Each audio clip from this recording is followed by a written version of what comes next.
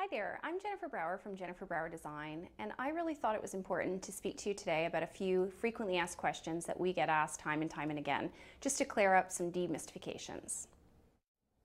I would say the number one question really is about how does it all work? How do I work with an interior designer?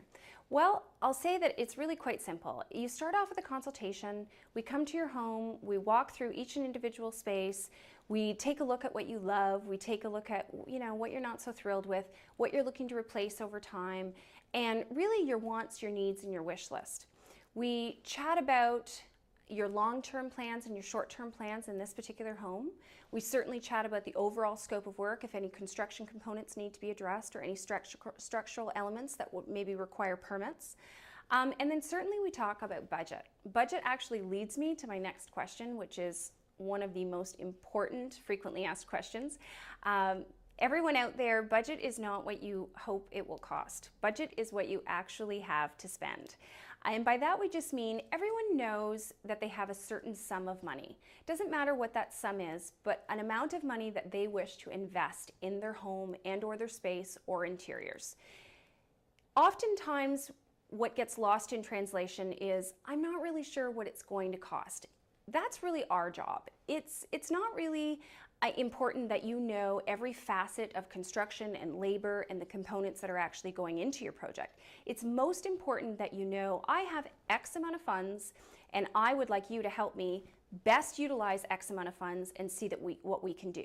So in that, the most important tip that I can give you here today with that is really just about knowing what your scope of work is, jotting a list of your top priorities, and you'll quickly see how your priorities may either fall based on cost or they may elevate increased on cost. So where budget is concerned, that's where there's a little bit of gray area. It's all about taking from Peter to pay Paul, and that is how a professional can really help you. The next question is really about what defines a good client. In truth, there's so many elements. However, for me, what really defines a good client is someone who's looking to enjoy the journey, a partner in the design process. I love clients who embrace all things design, who really want to have fun with it, appreciate our experience and the expertise that we bring to the table, but certainly want to put their own distinct little spin on what makes the house their own. It's so imperative that that is part of your initial look. We don't want cookie cutter, we don't want Jennifer Brower design looks, we want your look, your home, your family, and what suits your needs. So as far as defining a client that's great, it's really about fit, it's about understanding the way that we work and then understanding really how you communicate so that we can all have a fabulous relationship and enjoy our working time together. Some of you may not like to hear this, but what defines a not so good client? In truth, a not so good client is far and few between. Thankfully, I'm very blessed. It's just one of those things where if you have really concrete ideas and you're looking for a designer to come in and just really approve or yes some of those things out, when they really go across every barrier, it's not really going to be a successful fit. I'm going to give you a little example. I recently had renovated a loft for a lovely couple, and the husband was very much into technology, and this space was not ultimately very big. We're talking, maybe 10.5 feet wide by about 18 feet, and he was really let's just say hell-bent on having a 65-inch TV in this space. Well, I'm sure that you can appreciate it is not theater room size, and we had a little bit of a push and pull. I'm not going to deny it. I will also say that I lost that said battle, and that there is a 65-inch TV in that particular space. Am I crying and kicking and screaming about it? No, I understand that it is your home and that this is what they really needed in their space because it is their haven and that's the way they wanted to live in it.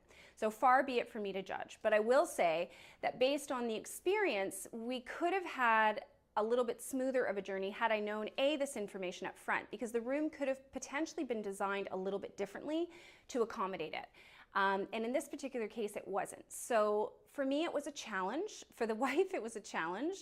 And I would say that the husband thought both the wife and I were a challenge. So it's one of those things where it wasn't that they weren't a great fit and it wasn't that they weren't ideal. It was just simply that Some of the information was withheld from up front, and we didn't realize how much of a priority this was for him. So communicating up front and getting every tidbit of information prior to the concept boards being drafted is imperative. So if I can give you that one tidbit, whoever you're working with, please share all the information that you can up front. A common question that I often get asked is, do you ever get stuck? Is there ever not a solution to a design conundrum? If I can be honest with you, no, I haven't been stuck. To be honest, there is always a solution, often several. It's just a matter of how you wish to kind of handle that problem. Often there are so many ways to go about fixing, addressing, and or fudging said problem. And further to that, more often than not, it is far more of a problem to you than it often is to us, depending on the other things that are around it. Because we tend to fixate on what's wrong versus looking at all of the things that are going to be done well once the concept is complete. So there's a little tidbit of information that it's not always lost in one thing that you think is going to be horrible. I often get asked, what is my favorite element of design? Or if I only had one thing to do and it was affordable by budget, what would it be? And I would have to say that it would be proper space planning. I find that oftentimes in homes that I go in, the rooms are really underutilized and the scale is a little bit off in terms of furniture that they have existing and or pieces that they're trying to execute in new rooms. You have to consider the scale, the size, the footprint of your home, and most importantly, how you and your family live in it in order to have a successful renovation. So the number one thing for me really would be space planning, but there are certainly several others. The other misconception is really about DIY. I'm not anti-do-it-yourself for sure. I certainly love to do a diet of do-it-yourself myself. However, I do find that often people aren't experienced and try to tackle perhaps a little bit more than they can chew. When you're working with a designer, there are certain things that we can facilitate within your scope of work that perhaps you can handle, perhaps we can handle. As long as everything is defined and communicated up front, if something can be passed back to you in order to save funds and stretch your budget a little bit further, we're always happy to do that and work with you. I'd like to speak to you a little bit about timelines. We often say here at the office that when you work with a company such as ourselves, it is a marriage and it's not a date. And by that we just mean that don't expect that from the initial call, from the consultation, things are going to be able to be whipped up in just a couple of weeks. Our general timelines are meeting consultation time, usually booking about 2 weeks out. From there, we're usually booking another 2 to 4 weeks out for our initial, what we call discovery meeting. At the discovery meeting, that's where we really kind of zero in on your wish list versus your wants and your needs. We get a feel for your particular project, and then we walk away to come up with the full concept. The concept is usually ready, depending on the scope again and how many rooms are involved, but often usually within 4 to 6 weeks. So already we're at pretty well a 3 to 4 month timeline, just depending on any holidays from there. Then we're bringing in trades, we're tendering the project, we're getting a handle on the construction and all those variables so that we have some facts to present at our next appointment. When that appointment happens, we go through all things budget, all things concept, and the full gamut of the design process. Then from there, there's still a little bit of time that we have to offer you some leeway to process that information, to decide what you're going to sign off on. Then from sign off, we're looking at the construction schedule. So the construction schedule, needless to say, that can vary based on scope. It could be short and sweet in just a couple of weeks if it's a small renovation, or that could be anywhere from 2 weeks to 6 months, even up to a year if it's new construction or build. So just understand that when you make that call, please try and make it in as far in advance as possible. As we say in our office, please call yesterday for anything that you need 6 months from now. That just eliminates a tremendous amount of stress on you and on us to not have a timeline barrier. We can get you the best items suitable for your project, and it really just makes the journey that much more enjoyable. A lot of times when we initially meet clients, we tend to meet half of a partnership. Today's busy schedules don't always allow for 2 people to be present at the same time.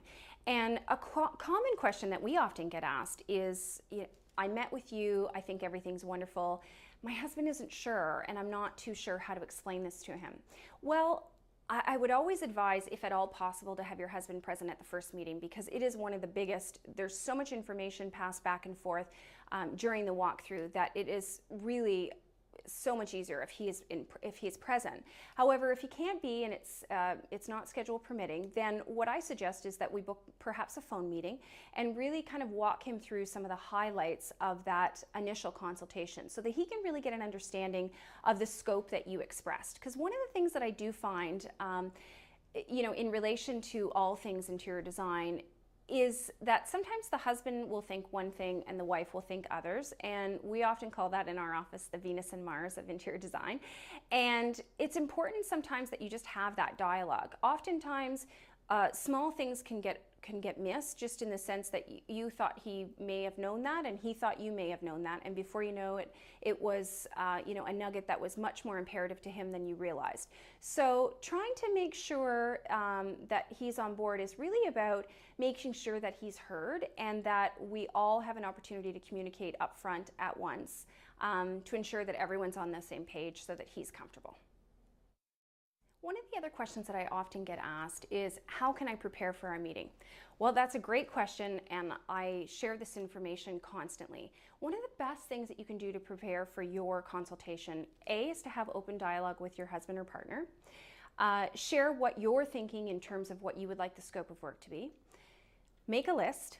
Define each and every kind of component that you're thinking of discussing with us prior to our visit, just so that you don't forget anything. Try and grab some visuals, whether it's pictures from magazines, something online. A lot of websites nowadays even allow you to create little lookbooks. That's a fantastic idea, so that we can kind of get an idea of where you're going. And lastly, I would just say that it's really about, again, I'm sorry to bring it up again, but it really is about budget and kind of knowing that you're both on the same page and having that conversation prior to our arrival. Oftentimes, there is a spender and a saver, the yin and the yang of every marriage. And I think it is so important to have a little bit of dialogue before we get there so that everybody's kind of on the same page. You know where he stands, he knows where you stand. There could be a little gray area in the middle, and that's certainly where we'll help you. At the end of the day, things cost what they cost, and if you have a specific scope of work that you're looking to address, then we'll do our best to take from Peter to pay Paul. But having that communication up front and knowing really where you want to land together is one of the most important tips I can certainly give you. One last important tidbit that I thought was imperative is oftentimes people are asking, I'm not sure even why I would need to hire a designer. Well, needless to say, I could probably drone on about this for a million years, but I'm going to give you a little list that I think is a few of the most imperative reasons. We plan. More often than not, most do not. We get everything on paper before you spend your first dollar, and that will save you thousands. We are excellent communicators. We communicate to you, to the remaining people on the project, and make sure that everybody is on the same page in both documentation and verbally. We detail our work agreements prior to the work being started. If there's any work change orders, they go through everybody signs on the dotted line, and we make sure that we're all apprised of the latest modifications. This is kind of a little jokey one, but experience is really knowing what can be omitted from a project. There are always several cost-saving opportunities. We can move funds around from Peter to take Paul. We strike a balance between creative and beautiful, and of course, most importantly, functional. We consider your family's needs above all other things related to the design. We need it to work for you, your family, and your budget. Another way that a design pro can help you is to avoid things that are actually already dated, even though new. You'd be surprised to see how many companies are still offering things that they offered 20 years ago that we're really not currently utilizing. One of the best examples of that really is corner cabinets in kitchens. We haven't been using corner cabinets in kitchens probably for upwards 8 to 10 years, and yet notoriously they're still spec'd in builder homes. That is one key thing to avoid, especially in a new home. You don't want your present space to be dated before you even move in.